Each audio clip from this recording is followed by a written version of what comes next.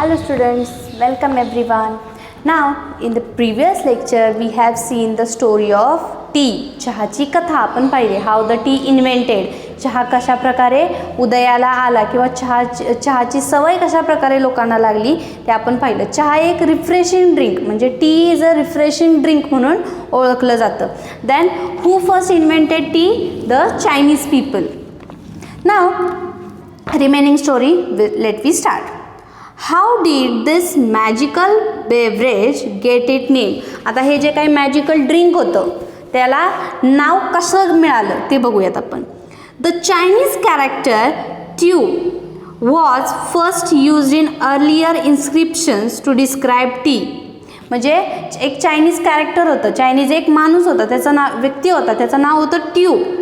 तर ट्यूपासून टी असं त्यांनी पहिल्यांदा नाव बनवलं. ट्यू म्हणजे तो जो व्यक्ती होता त्यानं पहिल्यांदा चहा यूज केला म्हणून त्याचं नाव होतं ट्यू, म्हणून त्याचं नाव ट्यूपासून टी असं बनवलं.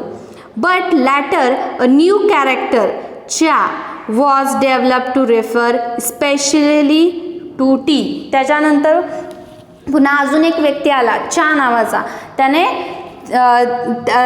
टी रेफर केला स्पेशली असं म्हणलं जातं. The word cha is now sometimes used in English to refer to China tea. मग आता चायना टी सांगण्यासाठी किंवा चायना टीला रेफर करण्यासाठी चा हा वर्ड किंवा चायनाला रेफर करण्यासाठी चा हा वर्ड वापरला जातो आता. And as we all know, it is very close to in Hindi word chai. आता चाय हा हिंदी वर्ड आहे बरोबर. मग त्याच्या अगदी जवळ कोणता शब्द आहे? चा. म्हणजे चा आणि चाय हे दोन रिलेटेड वर्ड्स आहेत बरोबर की नाही. मग इट इज व्हेरी क्लोज म्हणजे हा अगदी जवळ आहे चा आणि चाय. आपण हिंदीमध्ये चाय म्हणतो आणि मराठीमध्ये चहा असं म्हणतो, म्हणजे अगदी जवळच ते वर्ड आहेत. Which is used all over India to refer tea. म्हणजे आता आपल्या पूर्ण भारतामध्ये चहाला रेफर करण्यासाठी नॉर्मली लोक चाय किंवा चहा असं म्हणतात. टी जास्त करून लोक बोलत नाहीत, जास्त करून काय बोलतात लोक? चाय किंवा चहा. How did tea first come to India. आता हे झालं चहाची चायनीज स्टोरी झाली. चायनामध्ये कसा इन्व्हेंटेड झाला, कशा प्रकारे प्रचलित आला. आता तो इंडियामध्ये म्हणजे भारतात कसा आला ते आपण पाहूयात. Historians think that tea had been known in India as medicinal plant since ancient time. म्हणजे आता हिस्टोरियन्स जे आहेत म्हणजे ऐतिहासिक जी काही लोक आहेत हिस्टोरियन, ऐतिहासिक कथा लिहिणारे सांगणारे जे काही हिस्टोरियन्स आहेत ते काय सांगतात की चहा हा भारतामध्ये पहिल्यापासूनच होता. तो एक मेडिसिनल प्लांट, एक औषधी वनस्पती म्हणून वापरलं जायचा. कधी? एन्शियंट टाईम म्हणजे अश्मयुगीन कालामध्ये. But tea was not drunk for pleasure until the British began to establish plantations in the 19th century. In the 1770s, the British East India Company made several successful attempts to grow tea in Bhutan and Assam with seeds from China. आता ancient युग म्हणजेच अश्मयुगामध्ये आपल्या भारतामध्ये चहाची पत्ते होते किंवा चहाची जी पानं होती ती मेडिसिनल प्लांट, एक औषधी वनस्पती म्हणून वापरली जायची. पण तिथं त्यावेळेस कोण चहा हे पेय किंवा ड्रिंक म्हणून नव्हतं पित.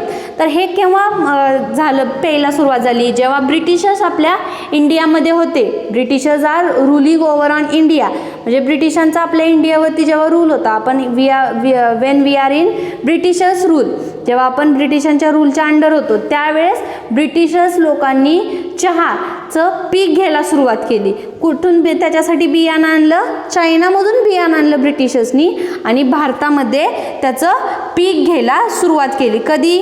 19th सेंचुरीमध्ये 1770 म्हणजे 19व्या शतकात 1770मध्ये ईस्ट इंडिया कंपनी, ब्रिटिशांची जी ईस्ट इंडिया कंपनी होती त्या ईस्ट इंडिया कंपनीने